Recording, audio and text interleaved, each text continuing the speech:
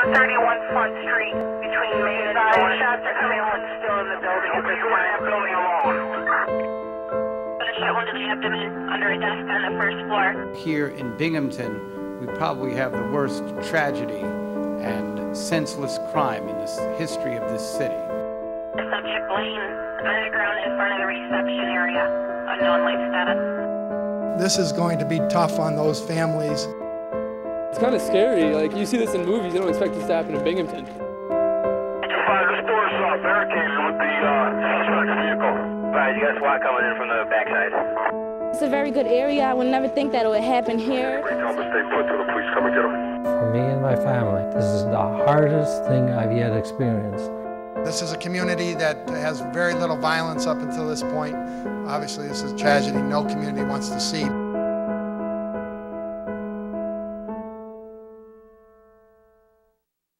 This is a building that provides hope and guidance to immigrants in our community.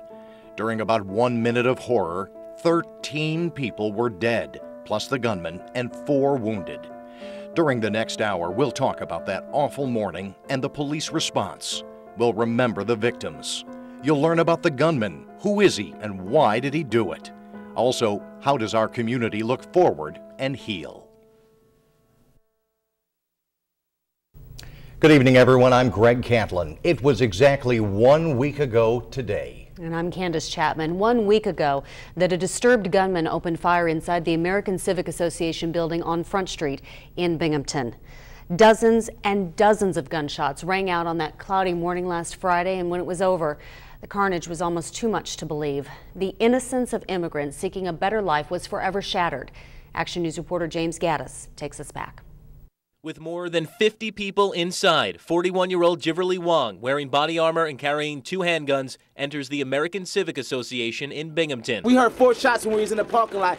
Bam, bam, bam, bam. Voong was on a rampage. Police say he fired 98 times in a little more than a minute. Voong used his car to barricade the back door, trapping people inside. Those who could get away hid in the basement and a closet. Broome Dispatch received several 911 calls at about 10:30. Under a desk on the first floor, and the subject laying on the ground in front of the reception area. 3 minutes later, officers arrived on the scene. Use cover. Don't do anything foolish back there. SWAT teams, sharpshooters, and the FBI followed. Bystanders looked on as the situation played out. You see this in movies, you don't expect this to happen in Binghamton. Surrounding homes were evacuated. Nearby businesses and schools put on lockdown. From my classroom, we seen out the window, we seen a sniper on the roof. At about 11:30, a SWAT team entered and found a horrific scene inside. 14 people dead. Police say most were shot many times and died instantly. Among the dead, the gunman, Jiverly Voong. He must have been a coward. We speculate when he heard the sirens that he decided to end his own life. Police rescued 41 survivors from inside the building, including 4 who were critically wounded and rushed to local hospitals. With the scene cleared, police were left to search for answers as the city was left to wonder how such a tragedy could happen here. James Gaddis, WBNG TV, Action News. Police were on the scene within minutes, cautious because they didn't know how many gunmen and where were they. Would they keep shooting? I sat down with the man in charge, Binghamton Police Chief Joseph Zukoski.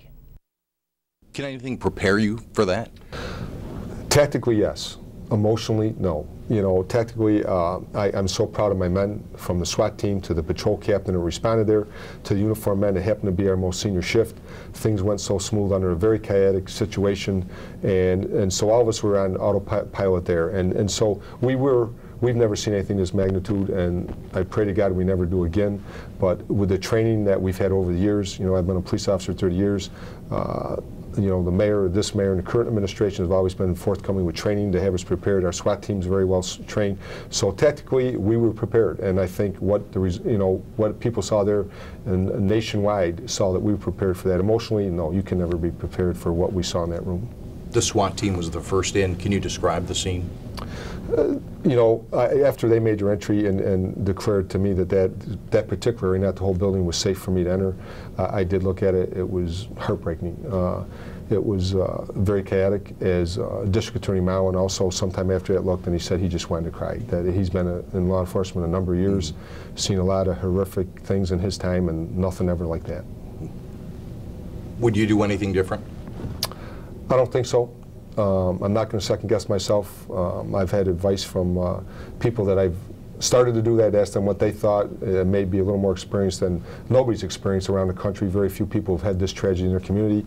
And there's small tactical things. We met with our SWAT team this morning and what they thought, how things went for them, how things that went for us, if there was anything we could have did differently. And looking back, I don't think I would have did anything differently. Our training kicked in. As I said, all of us were on automatic pilot. I was constantly communicating with my 2 assistant chiefs and Captain Shea, what was going on, and what moves we were going to make and what we were going to do. And looking back, no, I don't think I would have done anything different than I did.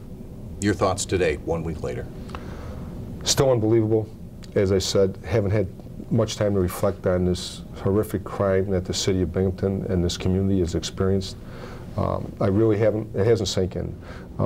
And my thoughts are being, people have asked me that, is the mayor's repeated this several times in the past week, that being a lifelong resident here, I would hope that we're not going to let Binghamton be known as this taking place, but Binghamton being known as the place where not only the city of Binghamton, but this whole area came together, still coming together. The outreach and support from law enforcement and the state people and mental health, everything. It just shows how this community can pull together, and I'd hope that, other than the emotional side of it, that's something we can all hang our hat on. And Binghamton Police Chief Joseph Zucchesi also thanked everyone for their help. They were the voices of support for people hiding inside the American Civic Association. 911 dispatchers played a crucial role during the crisis. Action News reporter Jessica Light spoke to 2 of the dispatchers who were on duty. 911, what is your emergency? When the Broome County 911 dispatchers on duty answered around 10:30 Friday morning, it was silence to start. The first were hang-up calls from some of the people inside the American Civic Association. But when senior dispatcher James Panditch picked up, it was panic he heard. The first gentleman was quite frantic, and he was just calling and asking for the police. The second woman was actually remarkably calm on the phone. That woman told Panditch she was in the first floor closet with a group of people, although she didn't know how many. The dispatcher talked to her for almost 2 hours, working to pinpoint her location in the building while listening for any sound from the shooter in the background. Another call came from a person hiding in the boiler room in the basement. Then there was Shirley DeLucia, the ACA receptionist who played dead after being shot by Jiverly Voong. I just wanted to find out where she was injured, if she knew how many other people were injured, where the suspect was, and what type of weapons he might have had. Hayes says DeLucia stayed calm and answered all his questions. Those answers helped police bring the 37 people hiding from Wong to safety and rescue the 4 who were wounded. The dispatchers acted as a liaison between the police and the people trapped inside. A situation like that, they know they're not alone. Okay, there's somebody out there, there's somebody who's going to try to get them help to the best of their ability. A voice on the other end of the line that brought reassurance, and for 41 survivors, rescue. In the town of Dickinson, Jessica Light, WBNG TV, Action News. While dispatcher Kenneth Hayes was on the phone with DeLucia, he also gave her medical advice so she could try to control the bleeding from her gunshot wound. Now, the tragedy struck people worldwide, with the victims not only from the U.S. but from 7 other countries. We'll tell you more about who they are and some of their hopes for their life in America next. Also, as their family and friends grieve, they also come together to remember their loved ones as they're laid to rest.